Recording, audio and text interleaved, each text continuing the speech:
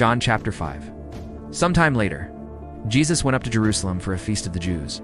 Now there is in Jerusalem near the sheep gate a pool, which in Aramaic is called Bethesda, and which is surrounded by 5 covered colonnades. Here a great number of disabled people used to lie, the blind, the lame, the paralyzed. One who was there had been an invalid for 38 years. When Jesus saw him lying there and learned that he had been in this condition for a long time, he asked him, "Do you want to get well?" "Sir," the invalid replied, "I have no one to help me into the pool when the water is stirred. While I am trying to get in, someone else goes down ahead of me." Then Jesus said to him, "Get up, pick up your mat and walk." At once the man was cured, picked up his mat and walked. The day on which this took place was a Sabbath. And so the Jews said to the man who had been healed, "It is the Sabbath. The law forbids you to carry your mat." But he replied, "The man who made me well said to me, 'Pick up your mat and walk.'" So they asked him, "Who is this fellow who told you to pick it up and walk?" The man who was healed had no idea who it was, for Jesus had slipped away into the crowd that was there.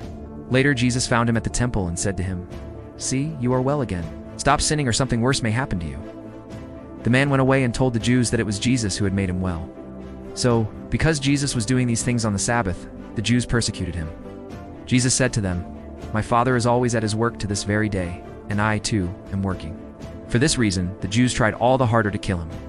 Not only was he breaking the Sabbath, but he was even calling God his own Father, making himself equal with God. Jesus gave them this answer, "I tell you the truth, the Son can do nothing by himself. He can do only what he sees his Father doing, because whatever the Father does, the Son also does. For the Father loves the Son and shows him all he does. Yes, to your amazement he will show him even greater things than these. For just as the Father raises the dead and gives them life, even so the Son gives life to whom he is pleased to give it. Moreover, the Father judges no one, but has entrusted all judgment to the Son, that all may honor the Son just as they honor the Father. He who does not honor the Son does not honor the Father who sent him. I tell you the truth, whoever hears my word and believes him who sent me has eternal life and will not be condemned. He has crossed over from death to life. I tell you the truth, a time is coming, and has now come when the dead will hear the voice of the Son of God, and those who hear will live. For as the Father has life in himself, so he has granted the Son to have life in himself. And he has given him authority to judge because he is the Son of Man. Do not be amazed at this. For a time is coming when all who are in their graves will hear his voice and come out. Those who have done good will rise to live, and those who have done evil will rise to be condemned. By myself I can do nothing. I judge only as I hear, and my judgment is just, for I seek not to please myself but him who sent me. If I testify about myself, my testimony is not valid.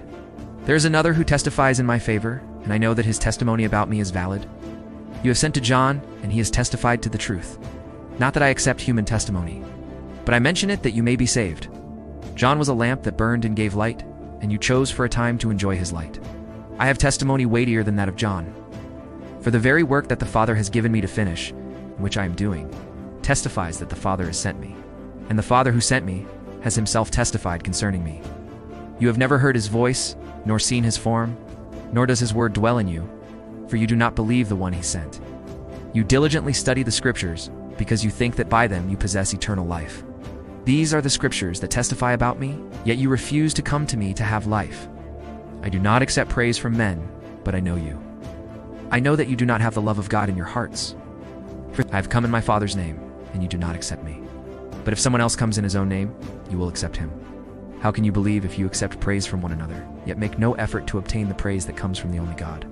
But do not think I will accuse you before the Father. Your accuser is Moses, on whom your hopes are set. For if you believed Moses, you would believe me, for he wrote about me. But since you do not believe what he wrote, how are you going to believe what I say?